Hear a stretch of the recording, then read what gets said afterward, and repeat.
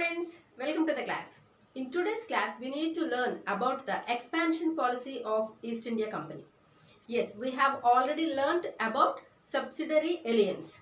So under this policy, they are subjugating many territories in India. Yes, and wherever the British felt that it is discomfortable for the policies of the British administration, it fight with the direct army and it killed the kings of the Indian territories. And we can say Mysore as the example for this. Mysore had grown a big kingdom and strengthened its power under the leadership of Hyder Ali, who ruled from 1761 to 1782, and his son Tipu Sultan, a famous, powerful king in India who ruled from 1782 to 1799. Yes, and this Mysore, which located at the Malabar coast, is very famous for the sandalwood, pepper and cardamom, which were very important for the exports of East India Company. In 1785, Tipu Sultan stopped all the exports to East India Company and he stopped all the ships which were ready to go to the London. And he instructed his local market people, don't sell the goods to the East India Company people. And he did the friendship with the French. Yes, and he modernized his weapons and the military with the help of French. And the Britishers got furious by seeing the things of Hyder Ali and Tipu Sultan. And they thought that these two people has to crush. And these two people has to eliminate from the Indian history. So, according the thinking nature of the Britishers, they fight with the Mysore kings. Yes, we have 4 Mysore wars in our history. Those were the first Mysore and East India War, which fought in 1767 and 1769. And the second Mysore and East India Company War, which fought in 1780 to 1784. And the third Mysore East India War, which fought in 1790 to 1792. So this third Mysore East India War was very important. Yes, after this war, Tipu Sultan has to sign on a treaty and East India Company joined the hands with Marathas and Nizam Nawabs. So 3 armies fought with Tipu Sultan. According to the treaty which signed by the Tipu Sultan, he lost much of the territory of Mysore. Not only this, Tipu Sultan has to send his 2 sons with Robert Clive.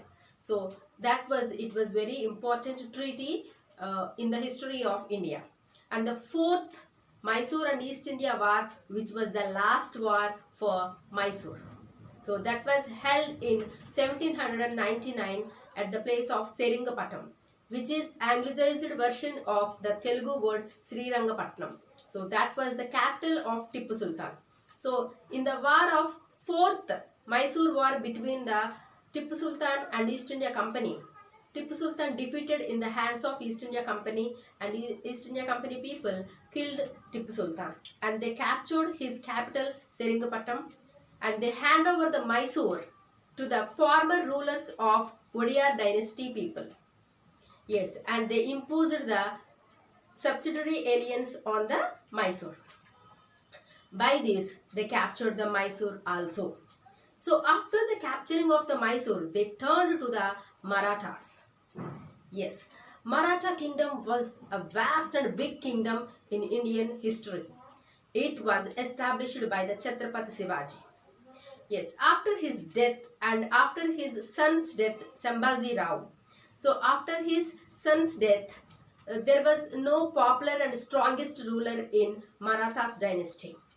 So slowly the power descended in Maratha dynasty.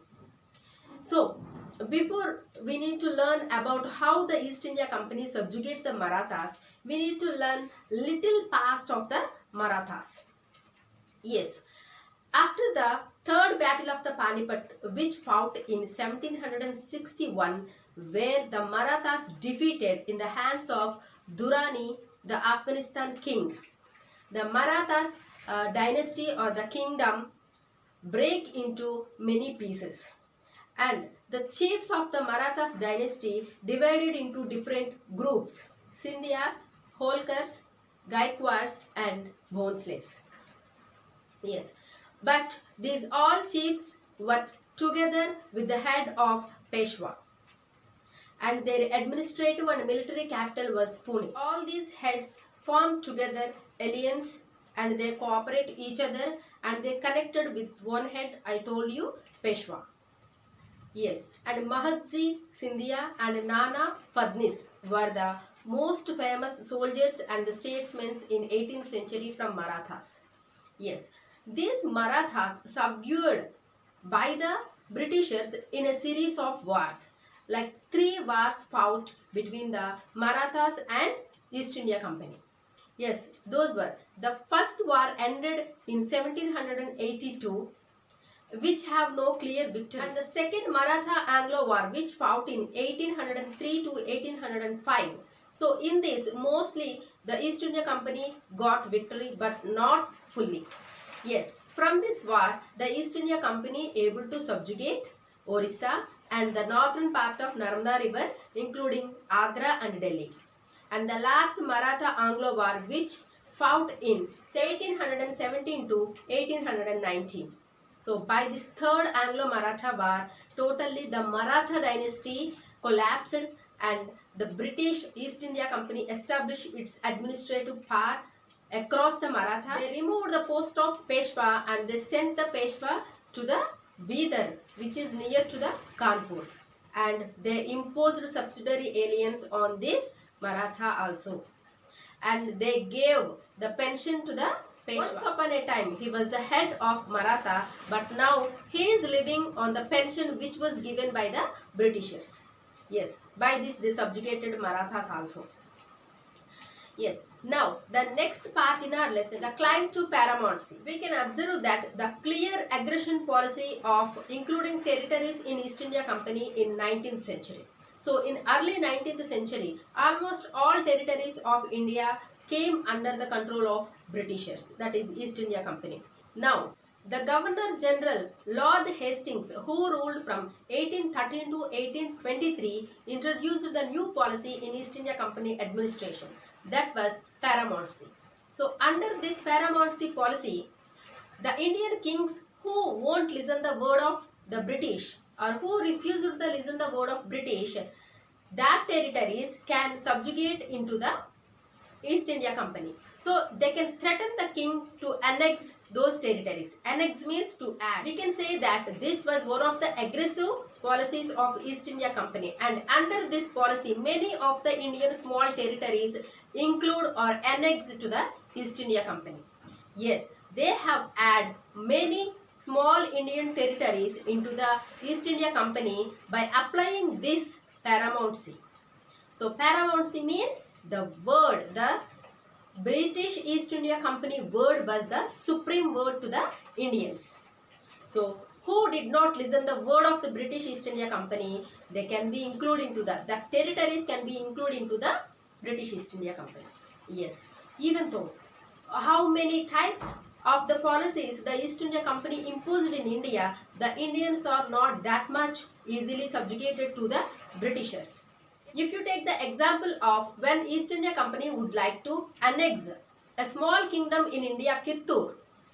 So the Rani of the Kittur, Rani Chennamma Devi, took to the arms and led the anti-British resistant movement. The East India Company people arrest and sent to the jail Chennamma in 1824, and she died in the jail 1829. Even though she was jailed, even though she died, a poor chowkidar from the Kittur, the name was Rayana, led the movement, and he able to gather a lot of support from the local people, and he able to destroy many British camps and the records of the Britishers. Yes, later the Britishers caught him and hanged him in the public.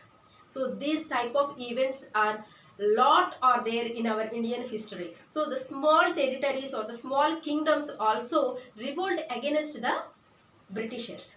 You may have seen in some movies also the people who were not willingly give their territories and the kingdoms to the Britishers, they fought and they died because of the sake of the kingdoms, the sake of the people who based on them. Okay, we will come to know many of these type of stories in our further lessons. Right. Now the Britishers, by the time of 1830, the Britishers had a new fear. That was, the Britishers scared of Russia may come to the India from the northwest side of India. Yes, northwest side means near the Pakistan and Afghanistan. So the Britishers would like to conquer the places to the northwest of India. That's why in 1838 to 1842 it fought with the Afghanistan and it able to impose an indirect administration in those places in 1842. Yes, after that it look at the Punjab. Yes, from the Punjab also there is chances are there to other people come into India. That's why it would like to subjugate the Punjab also. So, but the East India Company defeat in the hands of Punjab King Maharaja Ranjit Singh. So the Maharaja Ranjit Singh was a strongest ruler in India and he was the strongest Sikh ruler in India. Yes, but after his death in 1839, they fought two prolonged wars with the Punjab Sikh kingdom. So ultimately in 1849, they can able to subjugate Sikh kingdom into their hands. So today's last concept is the doctrine of lapse, which was very important in Indian British history. Right. So according to the expansion of the British rule, we can understand that slowly all the territories like including Kittur, the small kingdoms subjugate in the British East India Company like Mysore Wars, Maratha Wars and the Punjab Sikh kingdoms and Kittur. So like this they subjugated the all territories into the East India Company. So very small kingdoms and minute kingdoms are left over.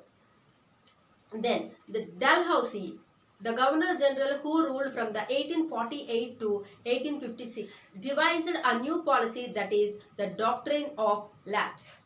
According to this doctrine, any of the Indian king died without heir, the territory of that king will include into the British East India Company. Means any of the Indian king died without his own son, that kingdom will go under the control of the East India Company. So simply applying this policy, they subjugated one after another kingdom in India. In 1848 Satara, in 1850 Sambalpur, in 1852 Udaipur, in 1853 Nagapur, in 1854 Jhansi. So like this, one after another, all the territories are adding into the British East India Company.